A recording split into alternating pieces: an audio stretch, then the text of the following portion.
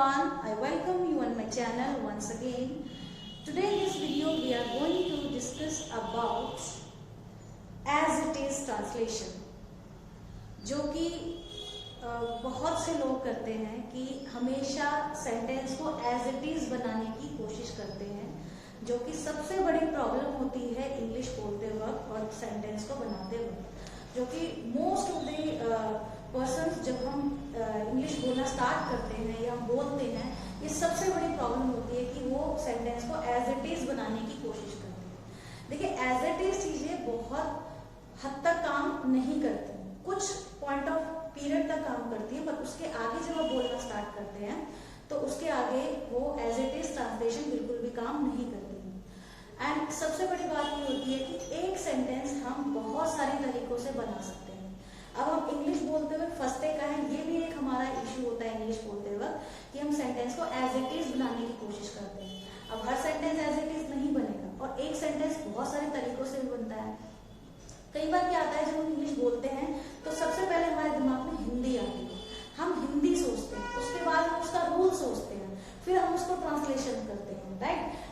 And it takes a lot of time कि पहले हिंदी सोचो, फिर उसका रूल सोचो, फिर ट्रांसलेशन करो, और यही इसी चक्कर में हम लोग नहीं बोल पाते, सिर्फ सोचते रह जाते हैं। देखिए, अगर आपकी ग्रामर पे कमांड अच्छी है, राइट, आप ट्रांसलेशन अच्छा कर सकते हैं, टेंस, मॉडल्स, प्रीपोजिशंस, आपके छोटे छोटे जो यूजेस होते हैं, अगर आपकी कमांड उन पे अच्छी है तो आप अपनी बात को बहुत अच्छे से एक्सप्रेस कर सकते हैं।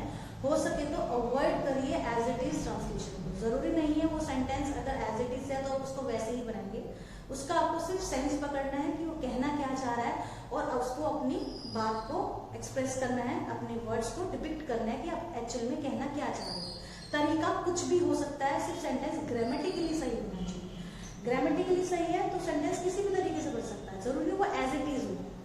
मैं इसको एक एग्जाम्पल के थ्रू समझाती हूँ। जैसे कि एक सेंटेंस है कि आई विल नॉट कम टुमारो। अब मैं यहाँ पे बोल रही हूँ कि मैं कल नहीं आऊंगी। अगर मैं आपको ट्रांसलेशन दूं बनाने के लिए, मैंने बोला मैं कल नहीं आऊंगी, तो हम इसको एज इट इज ही बनाएंगे कि आई विल नॉट कम टुमारो, नहीं आऊंगी, गा ही आ रहा है तो मुझे सिर्फ फ्यूचर में ही बनाना है, सब्जेक्ट लगाना है, विल लगाना है, वर्ब की first form and object, so I will not come tomorrow ही होगा। देखिए, सामने वाले को नहीं पता आपके दिमाग में हिंदी क्या चल रही है, सामने वाले को सिर्फ आपके आंसर से मतलब होता है कि जो उसने पूछा है, how you are delivering your answer, that's it. He doesn't know about the Hindi translation, what is running in a mind. Simple आपको आंसर देना, वो आंसर किसी भी तरीके से हो सकता है, राइट। अभी if he is asking me कि विल यू कम टुमारो, सो जरूरी नहीं मैं उसको यही बोलूं कि yes I will not come tomorrow, I can say I can't come tomorrow, मैं कल नहीं आ सकती।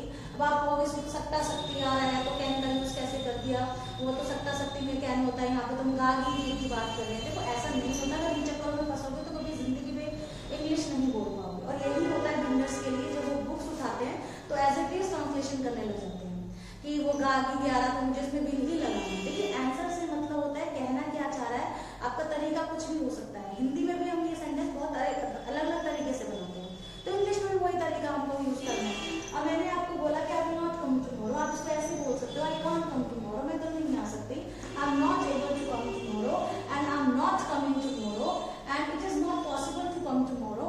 ये तरीका कुछ भी हो सकता है। अब आप ये कहेंगे आई एम नॉट कमिंग टुमारो का तो मतलब ये होता है कि मैं नहीं आ रही हूँ, वहाँ पे तो गाली है, मैं कल नहीं आ रही हूँ, तो बात तो वही है, सेंस तो वही निकल के आ रहा है कि मैं कल नहीं आ रही हूँ, चाहे वो मैं नहीं आऊंगी, नहीं आ सकती, नहीं आ रही हूँ, या मेरे लिए पॉसिबल नहीं है कल आना, तो बात वही है, सेंस वही है, आंसर वही है जो हम कहना चाह रहे हैं। तो एज इट इज नहीं बनाना है, हम तरीका कोई भी यूज कर सकते हैं, सिर्फ सेंटेंस ग्रामेटिकली सही होना चाहिए। यहाँ ग्रामेटिकली मेरे सेंटेंस सारे सही है, सिर्फ मैंने तरीके अलग अलग यूज करे, तो वही चीज हमें यूज करनी होती है। इंग्लिश बोलते वक्त एज इट इज चीजें फॉलो नहीं करनी है, हम कोई भी तरीका यूज कर सकते हैं।